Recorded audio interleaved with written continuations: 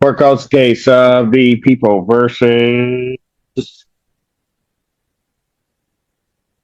Hosea Hill. Thank you, Your Honor. Alex Warren on behalf of Mr. Hill. Mr. Hill, can you state the court? Hosea Raphael Hill. Good morning. Good morning.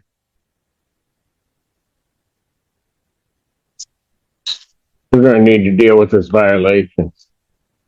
Your Honor, I reviewed that with my client. At this time, he's going to admit to not only his behavior towards... Why was he acting that way?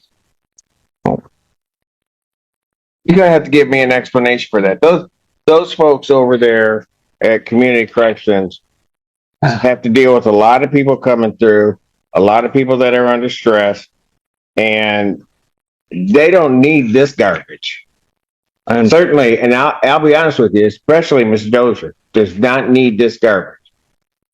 So before you start talking to me, you better make sure you understand what you're saying to me. And, Your Honor, before the violation issued, right after the intake terminated because of behavior at the intake, Mr. Hill came to my office. We're clear. It's not just his behavior. She had to call officers in, try to deal with it, and still tried to do it, and he still didn't do it, and he didn't complete his intake. Go ahead. My office made me aware of what happened.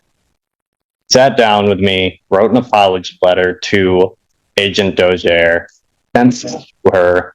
I extended my apologies on his behalf. And I think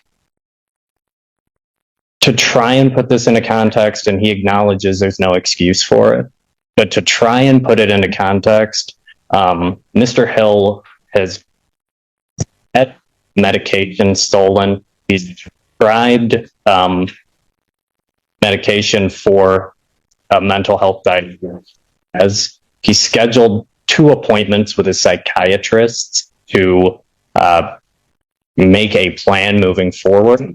And after sending our apology letter to Agent Dozier, one thing Mr. Hill brought up was if his social worker was present at the time of intake, I think that might help him regulate his emotions, but he's still trying to get back on the medication that he's prescribed.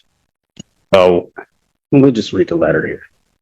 Well, Your Honor, I can answer any of the court's questions, and I think Mr. Hill can answer any of the court's questions as well at this time. Please, I will answer. Please. Thank you. This is difficult. What's very difficult? What's going on? But please, if I will answer whatever you need to know from me over here. Over here. I did not expect to go to that meeting and that happened. That's for sure. I'll be open. I'm an open person. And I was just opening up to Miss Dozier about my... No, you weren't. You were interfering with the intake process. She was just trying to get certain things done.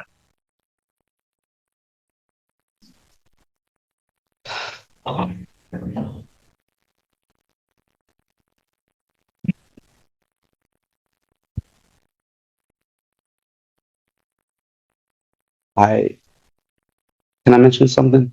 Go ahead. I was talking to Miss Dozier in a meeting, and there was some confusion. I was confused, and I was explaining to her why. Because the magistrate informed me that if I go to community, when I go to community corrections, because he ordered me to go to, and I did everything he told me to do.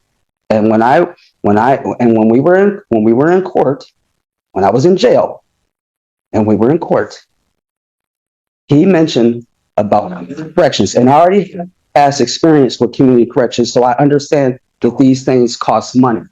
And excuse me, please, I'm not interrupting anyone, and I don't do that. So if I do, sorry.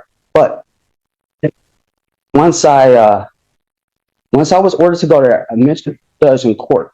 I said, Judge, I do not have any money. I just do not have any money, Judge. And he said, that's okay. Community corrections will not turn you away if you do not have any money. So when I went to community corrections and met with her in her office, I mentioned that to her. Because she mentioned that, I asked her, is this going to cost me? And she said, yes. And I said, okay, well, I don't have any money. And she mentioned that, excuse me, I'm trying to talk, sir. I am trying to talk to you. Here's part of the problem. Your attorney is trying to save you. Oh, you know what? Don't throw your hands down. Bond revoke. Adjourn next week. Take him. Your Honor, we can come back next week on that. Yes. I appreciate that. Oh, you better keep moving.